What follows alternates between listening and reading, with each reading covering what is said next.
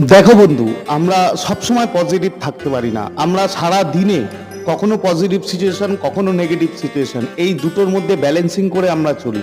কিন্তু যখন তুমি ল অফ অ্যাট্রাকশনের প্র্যাকটিস করছো কিংবা কোনো টেকনিক করছো, তখন সেই 15 মিনিট কিংবা সেই 30 মিনিট তুমি মানে খুব প্রচণ্ডভাবে পজিটিভ আছো, নিজেকে পজিটিভ রেখে করছো। কিন্তু তারপরে সারা দিন তুমি তুমি ধরো অফিসে যাচ্ছ, অফিসে গিয়ে তুমি বসের সমালোচনা করছো, কিংবা তুমি কোনো টিভিতে নিউজ দেখছো, নেগেটিভ নিউজ। এইভাবে আমাদের নেগেটিভ সিচুয়েশনগুলো আস্তে আস্তে আমাদের মধ্যে প্রভাব ফেলে। এবার আমরা কি করি, আমাদের করা উচিত যেটা, সেটা হচ্ছে আমাদের ব্যালেন্সিং করা উচিত। যেই মুহূর্তে তুমি নেগেটিভ হবে, সেই মুহূর্তে তুমি কনসাসলি তুমি সেটাকে পজিটিভ সিচুয়েশনে ট্রান্সফর্ম করবে। এবং যতক্ষণ পর্যন্ত এটা না করতে পারবে, ততক্ষণ পর্যন্ত তুমি ফুল পজিটিভ হবে না।